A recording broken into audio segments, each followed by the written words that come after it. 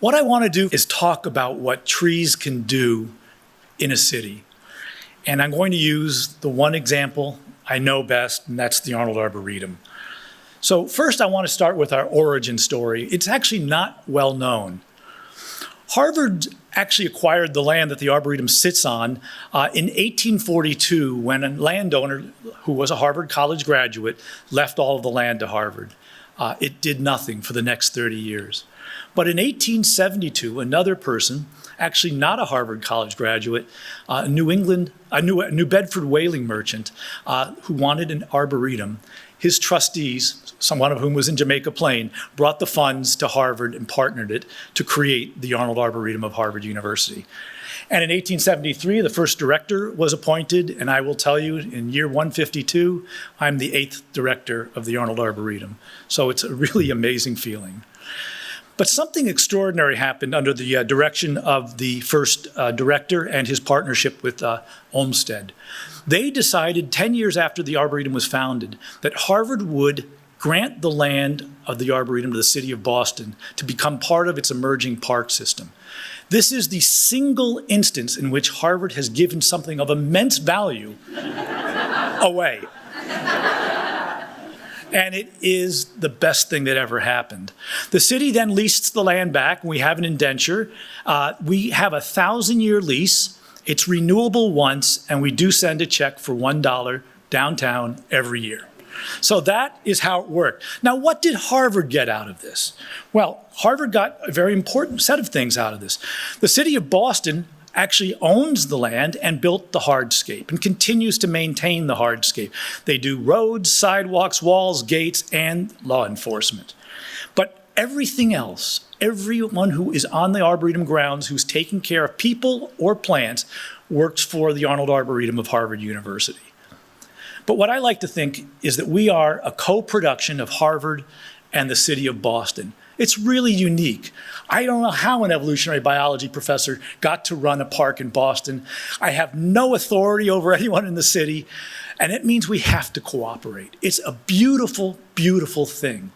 You can't make it happen without working together. Just 2 years ago, we celebrated our 150th anniversary.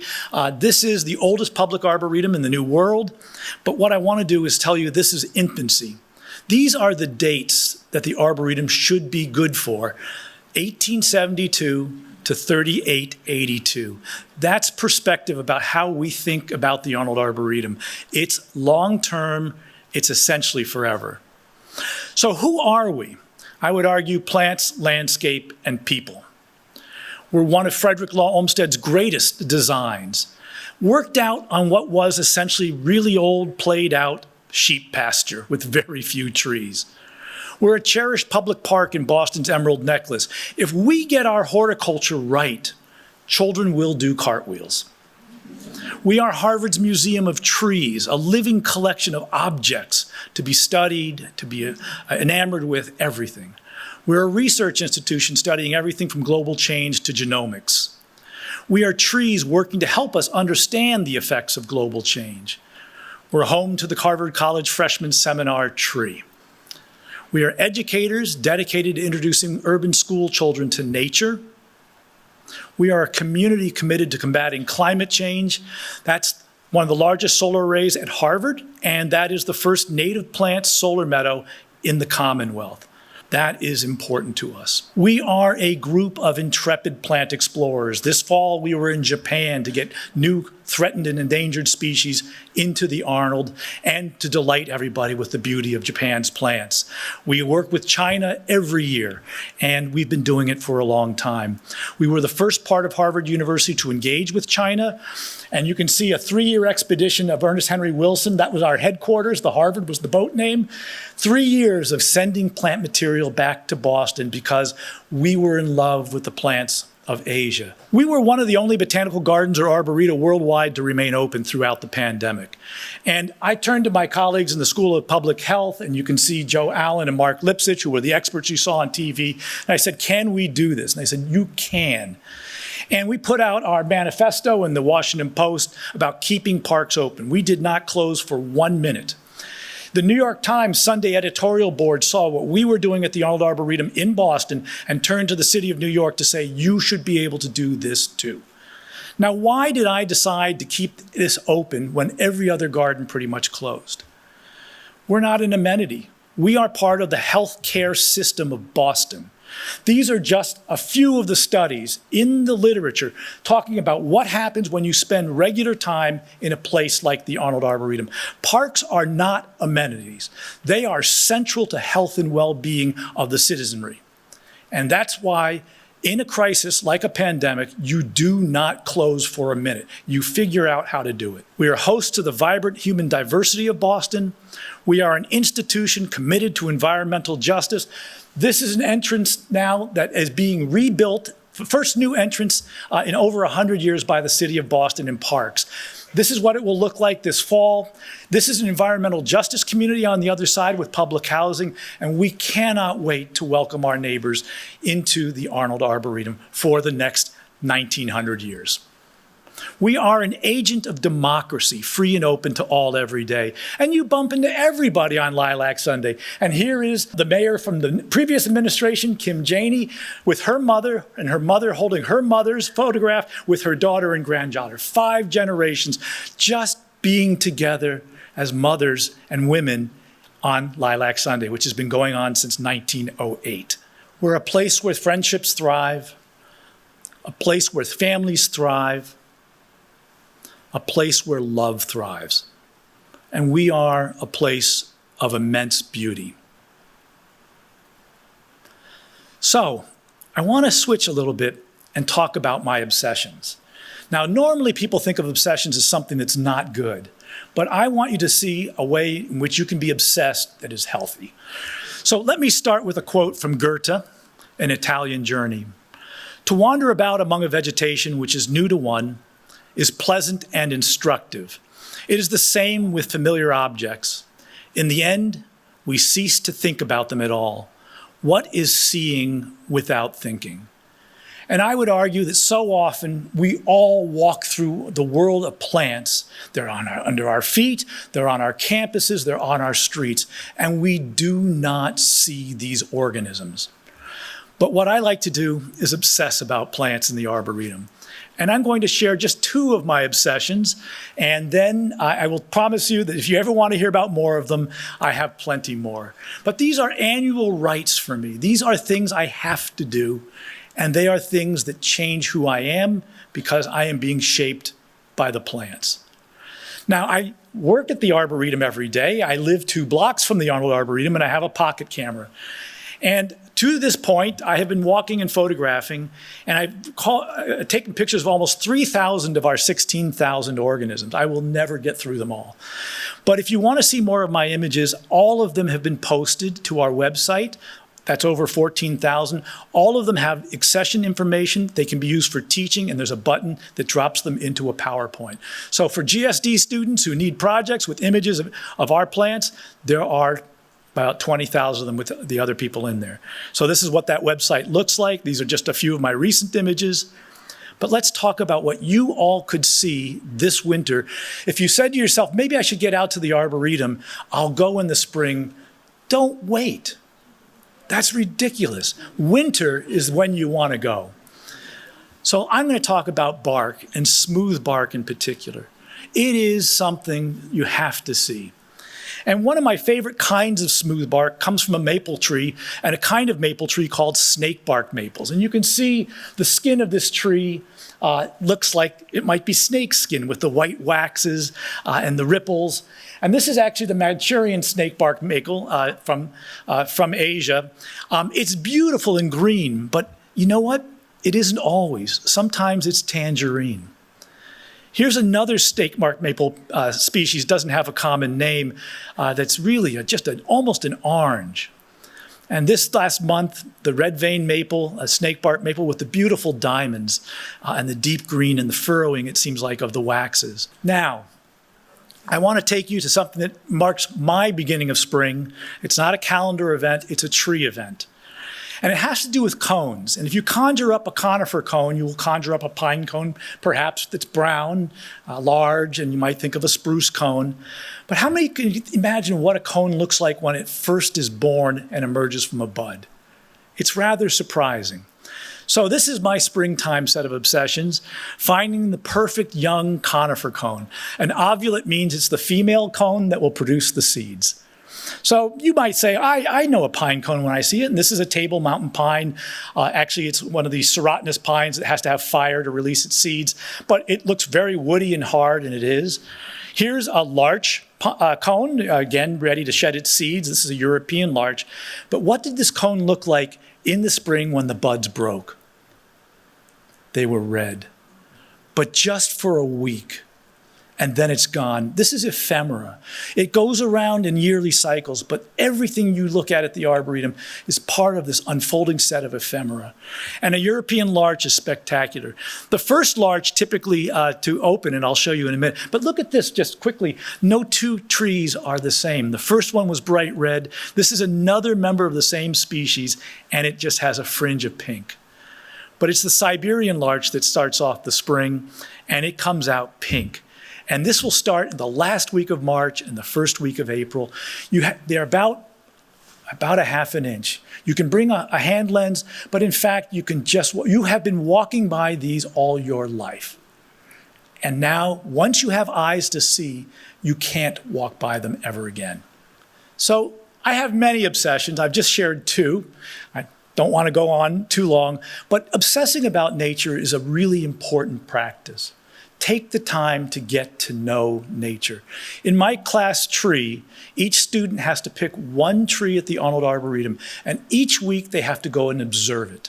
There are no instructions, but they have to write, photograph, draw, compose, poetry, whatever it is. And at first they say, I've done it once, what can I see again?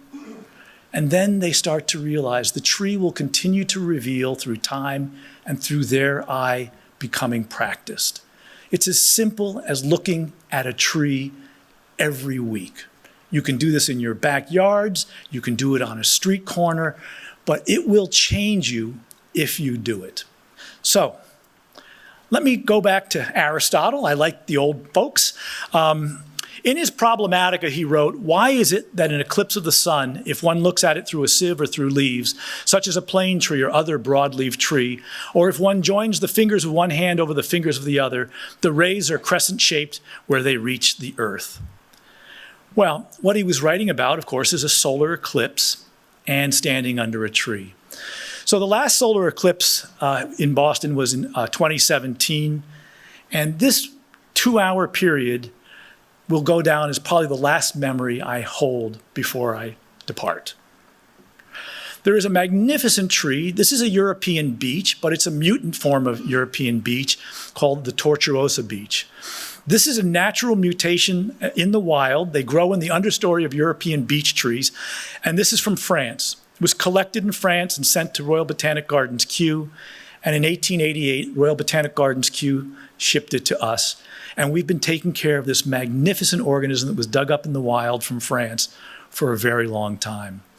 Now, I chose this one for a number of reasons. Beeches have smooth bark, it's low, and what really was going on in Aristotle, even if you didn't know it, is leaves, when they flutter in the slightest breeze, create hundreds of pinhole cameras.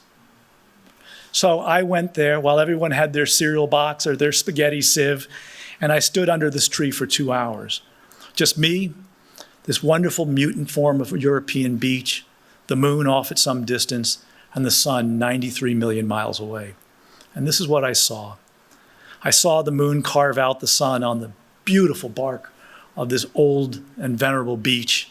I watched the moon rotate through counterclockwise and carve the sun. No one bothered me, no one saw me under this tree. I had 2 hours to be connected to the earth, to this tree, to the universe. This is something I will never forget, and it is a reminder that nature can shape your lives in ways that are profound. So let me conclude with two things that I think are important to say. Carson McCullers, the great American author, a short story called A Tree, a Rock, a Cloud. And I recommend everyone read it. It's about a vagrant coming through town talking to a small boy in a breakfast cafe. "Son, do you know how love should be begun?" The boy sat small and listening and still. Slowly he shook his head. The old man leaned closer and whispered, "A tree, a rock, a cloud." Meaning that if you can get to the point where you can love these objects, this nature, something that can't love you back, it is unreciprocated love we're talking about here, then you will be ready to love other humans. And I will finish with Thoreau. Old trees are our parents and our parents' parents, perchance. If you would learn the secrets of nature, you must practice more humanity. I believe trees in the city, trees in the Arboretum, us helping everyone connect with trees can make us all more loving, more empathetic, and better people. I believe that with all my heart.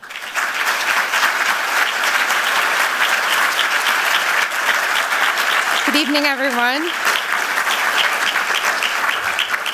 It is a delight and a deep and humbling honor to be able to be here. Thank you so much, Gary, for the invitation and for your counsel and wisdom and that of your entire team already having shaped so much of how we're thinking about Franklin Park through our action plan and even in the conversations now and to come. Thank you to all who have taken the time to engage on this very important set of conversations tonight and into tomorrow. And I'm sure I'm not the only one in the room who still has some goosebumps from Ned's talk. It is a treasure to be able to hear all that you have, to hear what's in your heart about our world, our city, our arboretum, and our trees, most of all. Thank you. We are absolutely delighted that you are where you are, and I'm actually quite thrilled that you get both sides of that 1,000-year handshake here tonight with you. It's fitting that a 1,000-year agreement was signed over trees. Not only the first time that Harvard gave something away for $1, but the first time that a politician, I would guess, signed an agreement much further than one election cycle or a couple. There's no other 1,000-year leases with a 1,000-year extension provision that I know of in the city of Boston and maybe anywhere else in the world. And that sense of longevity is tied to the feeling that trees help us understand the passage of time. That sycamore tree, as I talk to my kids when we walk to school, has seen the entire area change, all the many, many people and many lifetimes that it has witnessed. The 1,000-year agreement was necessary to be able to envision how the seedlings and saplings that were collected would one day become full specimens, and through all of the various steps in their journey and what that would teach us. And in some ways, it reminds us of our connection to each other as well. I am, as you heard, a devotee of Olmsted, have done a bit of research as we've been thinking about changes to Franklin Park and understanding Franklin Park as maybe the premier example of the culmination of Olmsted's vision and practices towards the later part of his career. And what I enjoy most about Olmsted is not only his appreciation for the landscape architecture field and all that meant for the daily lives of real people. The idea that parks, as he envisioned it, were much more, maybe for the first time, supposed to be not just for a diversion for those who had wealth and resources and could pay to maintain a structure like that in their backyards or in their lovely gardens, but for people who did not have the resources, could maybe not rely on keeping food on the table every single day, that everyone deserves to have that sense of enjoyment, that connection to health and clean air, and sense of peace that being in nature brings us. But on top of all of that, Olmsted's big focus was on the idea of what he called communitivism, that parks uniquely create an opportunity for all of us to be in connection with each other, Communitivism, as I understand his philosophy, is about the practice of recognizing and caring about the lives of those around you, even if you don't have a direct personal relationship. Even if you might not know someone's name, that it matters to you how their day is going, how their lives are, and how their place in the world is connected to yours. And so for me, our work at the city level to build for the first time a real urban forestry team, to create a youth jobs program called our Power Corps program, which is designed to connect young people from Boston, from underrepresented backgrounds, with jobs in green infrastructure and in climate resiliency. That this is much more than just restoring and balancing our tree canopy. It's much more even than just cleaning our air and ensuring we're doing our part to absorb the floodwaters when they inevitably come. This work ultimately is about saving our connection to each other in a very fragile and divided time. If you asked 30, 40 years ago, how often are people spending time with their neighbors who live on the same street as them, it was 3 times a week.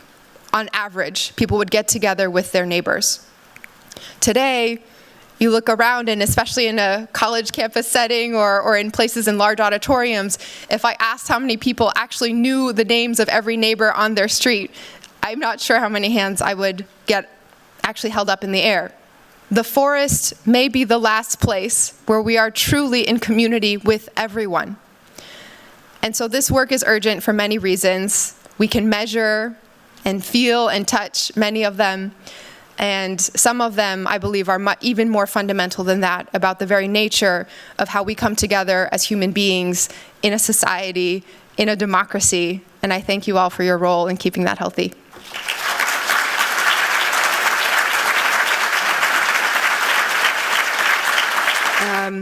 The kind of relationship that you benefit from in recognizing the quickly changing nature, the ephemera of the world around you and the specific creatures or trees or specimens around you. Imagine if we all treated each human being in our life that way as well, right? The same person on this day versus that day versus that day. That the how are you and how you do is actually a real deepening connection. And we're in a moment in our world where again, at the national political level especially, whether someone qualifies as a human being you check in with and care enough to care that they have shelter and food and the basics is very much triggered by the conversation around the migrant crisis and newly arrived families in every city around the country. We are, dig a little deeper in that conversation, and you get to the roots of why there are such shifting migration and refugee patterns around the world anyway, which is, again, the nature of who has access to water in a quickly changing environment, where there are access to land that is still usable for food production. And we know that we are already at or past the point where this is going to accelerate, and therefore these issues of how people come together and who we recognize and let into our communities and how we build those bonds or not ultimately is back to how we have treated the natural world around us and what parts of the world are now habitable for humans to build those bonds and build those communities. So I think in this moment in 2024, as we're talking about trees and forests and love, we're at a little bit of an existential decision point for our entire planet on what it means to recognize a certain baseline of what every human deserves and how that changes as the world itself is changing very quickly. I agree with everything you said, and I think that comes back to why public green spaces are so important. It's where we come out of our bubbles. Since I started working as the director of the Arnold Arboretum, I have a golf cart, only professor at Harvard with a golf cart, just in case you want to know. I lord it over everyone in the business school. And it isn't easy for them. But the fact is, I zip around, I walk around. I have made it my practice every time I pass any human being and make eye contact to wave. I've done this now for 13 years. It's a small act of rebellion against the isolation that the mayor has referred to at a national level, but also at that very local street level. Making eye contact matters. I don't have to know you, I have to acknowledge you. And when you do this in cities where there is diversity, I may not speak the same language. It matters that I wave. These spaces, if we incorporate these cultural practices, and it is something we have to work at, the crew, the staff at the Arboretum, they do the same things. It is a day-by-day thing to break down our natural resistance to leaving our pocket of the world. And that's why these spaces, like Franklin Park and the rest of the Emerald Necklace and many of the pocket parks, they are one of our only ways of getting outside of our little base of people we know. So this is tremendously important. And when I come back to this idea of unreciprocated love, I think it's I will just be honest with everyone, there are a lot of books that talk about how plants are helping each other and feeding each other carbon through mycorrhizal associations. There's not much evidence for that. But I also worry to a very great extent that we are trying to make the trees into a better version of ourselves instead of accepting the trees for the best version of what they are. So for me, it's really important that that tree not be me reflected back at me. So I have a personal stake in this idea of demystifying trees, but this is where it becomes unreciprocated. That tree can't feel anything for me, but it can change my life. What a profound thing to understand. And it can be any tree. The idea of creating markers in the natural world or in your daily life through different moments or routines or anchors to give you a chance to, in some ways, check in with yourself, right? How are you feeling that day when you put your hand on this tree? How are you feeling when you realize that you could use your mom's love in that moment, even though she's not necessarily there with you? I think that is the power of nature and art and the things beyond our daily focus, all the things that we have to take off for our jobs and the, making money or buying groceries or taking care of this or that, all the many, many things that take up most of our energy and mind and thought. In fact, there's something much more instinctual and human below all of that only the natural world and this kind of extraordinary connection can provide.